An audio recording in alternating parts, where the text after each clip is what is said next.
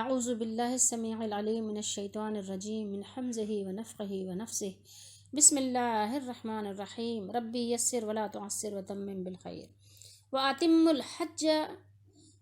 الحج والعمرۃ للہ فإن احصرتم فما استيسر من الہدی ولا تحلقوا رؤوسکم حتى يبلغ الہدی محلہ فمن کان منکم مریضا او بہ اذی من رأسہ، یہ راس کہتے ہیں سر کو، من رأسہ ففدیۃ من صیام او صدقۃ او نسک فإذا امنتم فمن تمتع بالعمرۃ الی الحج فما استیسر من الہدی فمن لم یجد فصیام ثلاثۃ ایام فی الحج وسبعۃ اذا رجعتم تلک عشرۃ کاملہ ذالک لمن لم یکن اہلہ حاضر المسجد الحرام واتقوا اللہ واعلموا ان اللہ شدید العقاب۔ آیت نمبر 196، ایک ہی آیت ہے یہ، لیکن یہ قدر بڑی ہے۔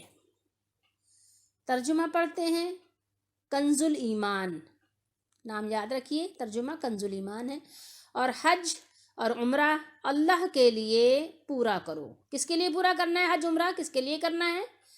ترجمہ دیکھیے، اللہ کے لیے، للہ کا ترجمہ ہے، اللہ کے لیے پورا کرو، ٹھیک ہے۔ وَأَتِمُّوا، پورا کرو۔ پھر یہ فا کا ترجمہ ہے، اگر تم روکے جاؤ، احصرتم، ٹھیک ہے، تو قربانی بھیجو، ہدی بھیجو، ٹھیک ہے۔ کہاں بھیجو ہدی؟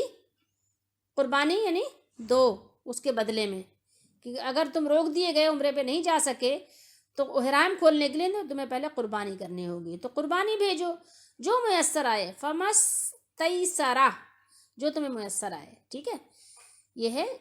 یہ تا جو ہے ضمیر وہ مخاطب کی ہے، جو میسر آئے، اور اپنے سر نہ منڈاؤ، ولا تحلقوا، اور حلق نہ ہو، ولا تحلقوا جمع کا صیغہ ہے، نہ منڈاؤ جب تک قربانی، حتیٰ یہاں تک یا جب تک، یبلغا، ٹھیک ہے، بلغا یبلغو پہنچ جانا، ٹھیک ہے، جب تک قربانی پہنچ نہ جائے، اپنے ٹھکانے پر نہ پہنچ جائے، محلہ، اپنے محل میں نہ پہنچ جائے، جو اس کا محل ہے، اپنے محل میں جب تک قربانی نہ پہنچ جائے، اس وقت تک آپ نے سر نہیں منڈانا۔ پھر جو تم میں بیمار ہو، مریض ہو، یا اس کے کیا ہو، سر میں، یہ میں نے بتایا تھا نا، یہ سر، اس کے سر میں ہی ضمیر جا رہی ہے ادھر، سر میں کچھ تکلیف ہو، اذن، کچھ اذیت ہو، تکلیف ہو، ٹھیک ہے۔ ایک تو ہوتا ہے نا کہ بیمار ہے کوئی، اور ایک ہے سر میں دانے وانے نکل آئے ہیں، ٹھیک ہے، سر میں کوئی تکلیف ہے، بیمار تو نہیں ہے، لیکن سر میں تکلیف ہے کہ اگر استورا چلے گا کسی بھی قسم کا، تو سر میں اس کی اذیت ہوگی، اس کو تکلیف ہوگی، دانے نکلے ہوئے ہیں، خارش بہت زیادہ ہے، بہت زیادہ، مطلب ایسی اس کی پپڑیاں پڑی ہوئی ہیں کہ اگر استورا لگے گا تو خون بہنا شروع ہو جائے گا، تکلیف بڑھ جائے گی، تو سر میں کچھ تکلیف ہے، تو کیا کرے؟ ففدیہ، فدیہ دے، تو بدلہ دے، کیا چیز دے؟ من صیام، روزے، ٹھیک ہے، روزے دے، ٹھیک ہے، یا خیرات، صدقۃ، صدقہ دے، او نسک، یا قربانی، ٹھیک ہے۔ پھر جب تم اطمینان سے ہو، فَإِذَا أَمِنْتُمْ، جب تم امن میں ہو، یعنی ان چیزوں سے تم، تو جو حج سے عمرہ ملانے کا فائدہ اٹھائے، یعنی حج تمتع کرے، ٹھیک ہے، فَمَن تَمَتَّعَ بِالْعُمْرَةِ إِلَى الْحَجِّ، حج سے عمرہ ملانے کا فائدہ اٹھائے، سمجھ گئے بات کو؟ تو کیا کرے وہ؟ تو اس پر قربانی ہے، اس پر کیا ہے؟ قربانی ہے۔ اپنے گھر پلٹ کر جاؤ، نہیں، قربانی ہے جیسی میسر آئے، ایک لائن نیچے چلی گئے غلطی سے، ٹھیک ہے، تو کیا کرے کہ قربانی، پھر تم اطمینان سے ہو تو حج سے عمرہ ملانے کا فائدہ اٹھائے، تو پھر اس پر قربانی ہے جیسی میسر آئے، ٹھیک ہے۔ قربانی کس چیز ہے یہاں پہ بتایا ہے؟ یہ حج، ٹھیک ہے، جیسی میسر آئے۔ پھر جسے مقدور نہ ہو، فمن لم یجد، جس کو میسر ہی نہ ہو قربانی کا جانور، تو کیا کرے؟ فلم یجد، فصیام ثلاثہ، تو تین روزے ثلاثہ سیام، 3 روزے ایام فی الحج، حج کے دنوں میں رکھے، وسبعۃ، اور 7 جب کہاں جائے اپنے گھر پلٹ کر جاؤ، 7 روزے بعد میں رکھنا گھر جا کر، 3 حج کے دنوں میں رکھ لو اور 7 بعد میں رکھ لو، اللہ تعالیٰ نے آسانی دی آپ کے لیے، ٹھیک ہے، کیونکہ قربانی کا جانور نہیں تو اس کے بدلے میں آپ نے 10 روزے رکھنے ہیں، یہ پورے 10 ہوئے، کیا ہوا؟ تلکا عشرۃ کاملہ، پورے کامل 10 ہو گئے، یہ 10 کامل، ٹھیک ہے، یہ حکم ہے، یہ حکم ذالک لمن لم یکن اہلہ، یہ حکم اس کے لیے ہے جو کیا کرے؟ مکے کا رہنے والا نہ ہو، جو مکے کا رہنے والا نہ ہو، ٹھیک ہے، اچھا، اور اللہ سے ڈرتے رہو اور جان رکھو کہ اللہ کا عذاب سخت ہے، ٹھیک ہے، یہ ہو گیا ترجمہ کمپلیٹ۔ اب ہم تھوڑی سی بات کرتے ہیں حج کے بارے میں، یہاں حج تمتع کی بات ہوئی ہے نا، تو ہم حج کی بات کرتے ہیں کہ پہلے آپ یہ سمجھ لیجئے کہ حج کی 3 قسمیں ہیں، ٹھیک ہے، اب اس میں کوئی کہے کہ اختلاف تھوڑی ہے، تو آسانی دی گئی ہے نا کہ آپ 3 قسموں میں سے جس قسم پر چاہو حج کر لو، سمجھ گئے بات کو؟ تو حج کی یعنی 3 اقسام ہیں، 3 قسمیں ہیں، ایک کا نام ہے حج افراد، ٹھیک ہے، جس کو کہتے ہیں صرف حج کی نیت سے احرام باندھنا، ٹھیک ہے، اس کے لیے آپ احرام باندھیں، حج کی نیت کریں اور جائیں اور سیدھے حج کر لیں آپ، ٹھیک ہے، جو حج کے اراکین ہیں سیدھے وہی ادا کرنا شروع کر دیں۔ نمبر 2 ہے قران، ٹھیک ہے، حج قران، حج اور عمرہ دونوں کی ایک ساتھ نیت کر کے احرام باندھنا، یعنی جب عمرہ کرے، جیسے مکے جائے اور حج اور عمرے کی دونوں کی نیت کر لی ہے، اور اس کے بعد اس نے عمرہ کیا، طواف کیا، سعی کی، ٹھیک ہے، لیکن کیا ہے، احرام سے آزاد نہیں ہوگا جب تک کہ اس کا حج نہ ہو جائے، احرام بھی پہنے رہے گا، احرام کی پابندیاں بھی اس پر عائد رہیں گی، لاگو رہیں گی، سمجھ گئے بات کو؟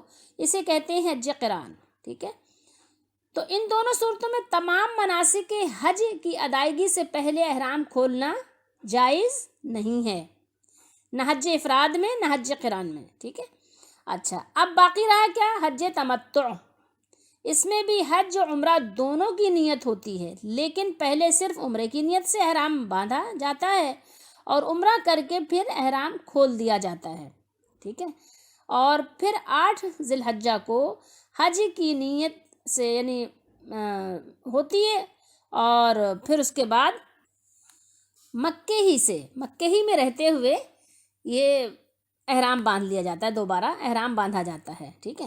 تمتع کے معنی کیا ہے؟ فائدہ اٹھانے کے ہیں، یعنی آپ بیچ میں درمیان میں احرام کھول کر فائدہ اٹھا لیتے ہیں، آپ نے عمرہ کیا اور پھر احرام کھول دیا، احرام سے آزاد ہو گئے، اور اس کے بعد جو آپ نے کچھ فائدہ، جو احرام اتار کر فائدہ اٹھایا جاتا ہے، وہ آپ نے فائدہ اٹھا لیا، تو اس کو کہتے ہیں، ٹھیک ہے، اچھا، حج قران اور حج تمتع دونوں میں ایک ہدی کہتے ہیں قربانی کے جانور کو، ایک ہدی جانور کی بھی قربانی دینی پڑتی ہے، کون سے حج میں؟ یعنی آپ کو اس میں تمتع میں اور قران والے کے لیے، حج قران اور حج تمتع والے کے لیے ایک قربانی پیش کرنی ہوتی ہے، ٹھیک ہے، جو 10 سے لے کے یعنی آپ کے جو قربانی کے ایام ہیں ان میں دینی پڑتی ہے۔ تو اس آیت میں اسی حج تمتع کا حکم بیان کیا گیا ہے کہ متمتع جو ہے حسب طاقت 10 ذی الحجہ کو ایک جانور کی قربانی دے، اگر قربانی کی طاقت نہ ہو تو 3 روزے ایام حج میں اور 7 روزے اپنے گھر جا کر رکھے۔ ایام حج سے کیا مراد ہے؟ جن میں روزے رکھنے کے اللہ تعالیٰ نے یعنی یہاں پر حکم دیا ہے، 9 ذی الحجہ یعنی یوم عرفات کے دن یا اس سے پہلے، اور یا پھر جو ہے ایام تشریق ہیں، صحیح ہے۔ تو تمتع جو ہے اس کی وجہ سے ہدی یا روزے صرف ان لوگوں کے لیے ہیں جو مسجد حرام کے رہنے والے نہیں ہیں، سمجھ گئے؟ مراد اس سے حدود حرم سے باہر اتنی مسافت پر رہنے والے لوگ ہیں کہ ان کے سفر پر قصر کا اطلاق نہ ہو سکتا ہو، سمجھ گئے؟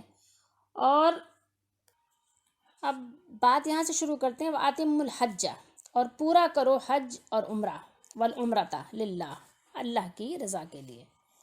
تو یہاں پر یعنی حج یا عمرہ فرض ہو یا نفل، جب آپ نے احرام باندھ لیا تو احرام باندھ لینے کے بعد پورا کرنا اسے ضروری ہے.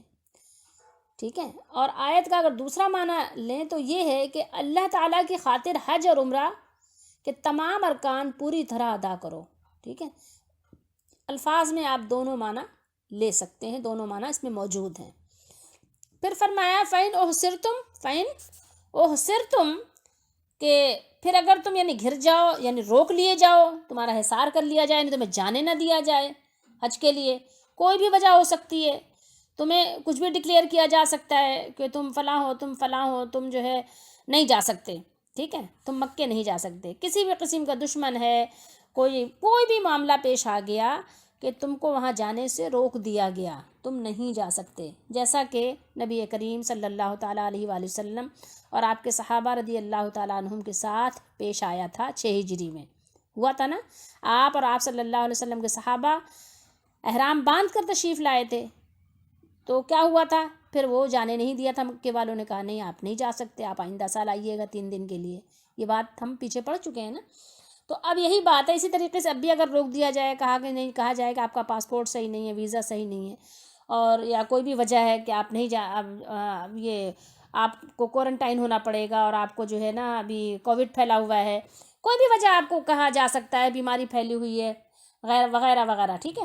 تو آپ نہیں جا سکتے، یعنی کسی دشمن یا مرض کی وجہ سے، ہاں یا آپ کو بیماری ہی لاحق ہو گئی کوئی. ٹھیک ہے. آپ بیمار ہو گئے ایسے شدید کی بیماری نے آپ کو روک دیا. ٹھیک ہے. یا کوئی آپ کو دشمن بیٹھا ہوا ہے کہ وہ آپ کی طاق میں کہ آپ وہاں جیسے اترے بس آپ کو وہ پکڑ لے گا اور بس. تو یہ ساری چیزیں ہیں. تو دشمن یا مرض یا کوئی بھی چیز ہو تو آپ کو اس وجہ سے کعبے تک نہیں جا سکتے، نہیں پہنچ سکیں.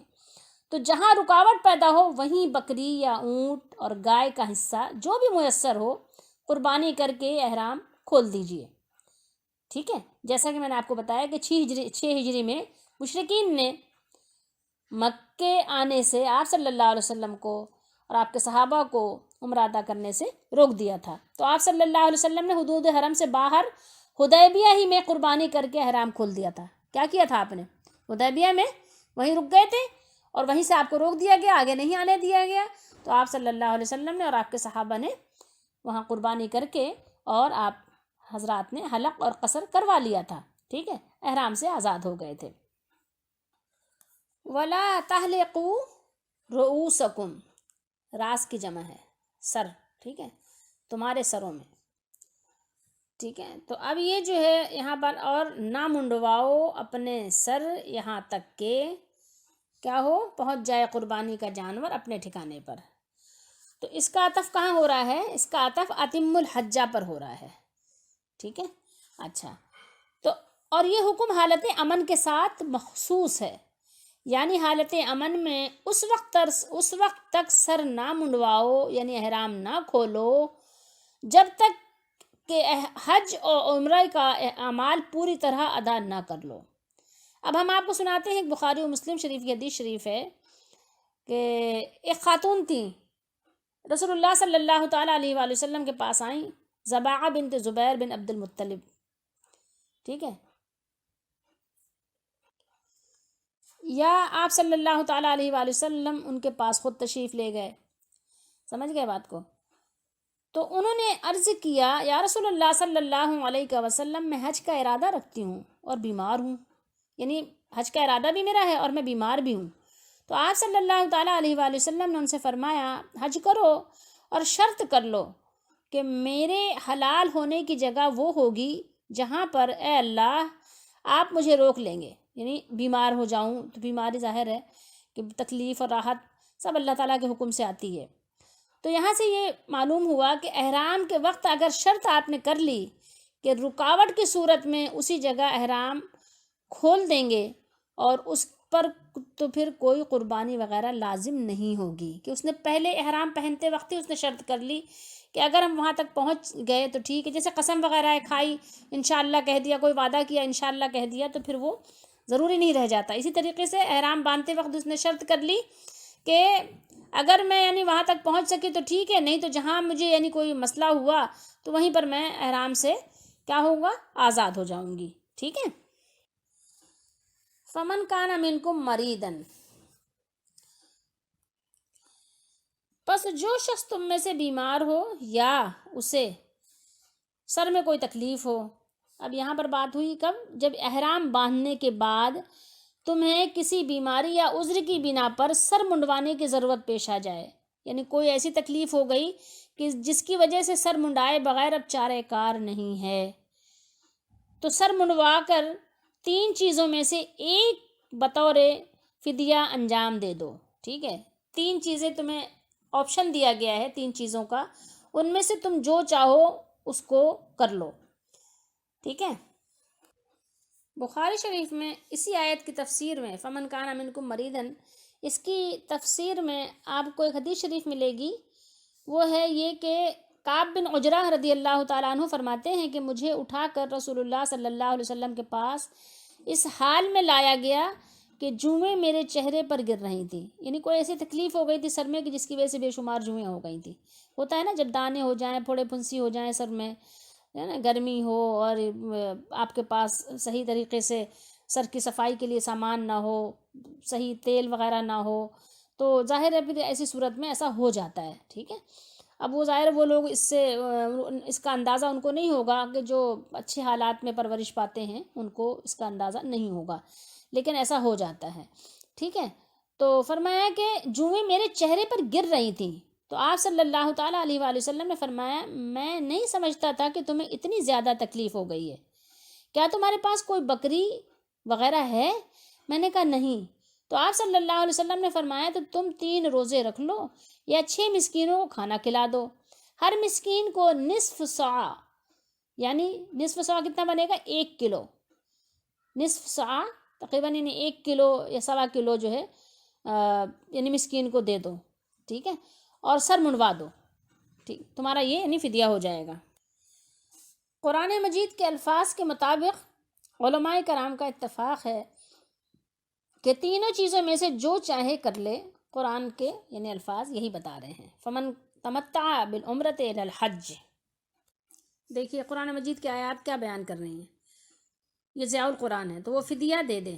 ففدیۃ، ٹھیک ہے، روزوں سے یا خیرات سے، من صیامن، روزے کا فدیہ دے دے، فدیے میں روزے رکھ لے، صدقۃ، خیرات کر دے، صدقہ دے دے، یا قربانی سے اور نسک. ٹھیک ہے. یہ تینوں باتیں یہ ہیں. تو ان تینوں میں سے جو بھی چاہے، جو اس کو آسان لگے وہ کر لے، جو اس کے پاس میسر ہو وہ کر لے. صحت مند ہے روزہ رکھ لے، صدقہ دینے کی طاقت رکھتا ہے تو صدقہ دے دے. ٹھیک ہے. مسکینوں کو کھلا سکتا ہے، مسکینوں کو کھلا دے. فمن تمتع بالعمرۃ الی الحج فما استیسر من الہدی. اب اس کی بات سمجھیے، کوئی شخص صرف عمرہ ادا کرے یا صرف حج، تو اس پر قربانی واجب نہیں ہے. سمجھ گئے؟ اگر قربانی کرے تو ثواب ہے.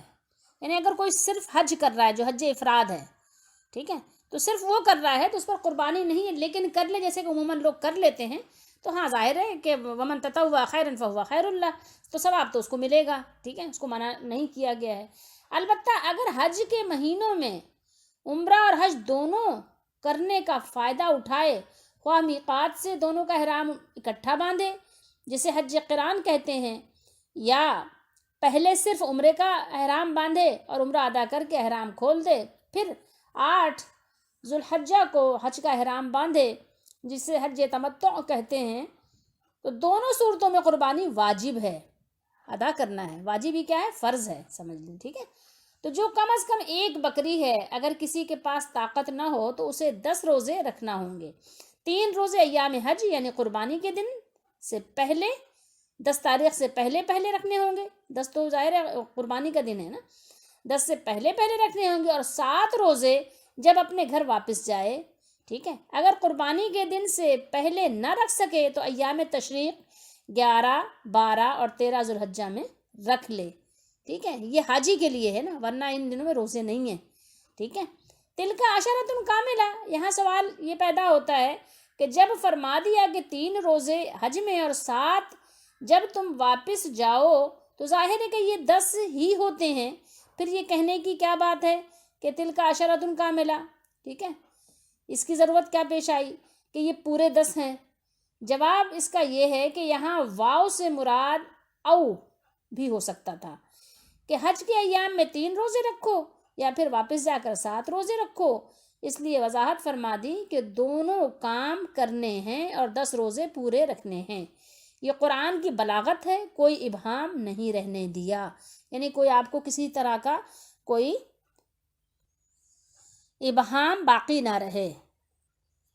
ذالک لمن لم یکن اہلہ حاضر المسجد الحرام۔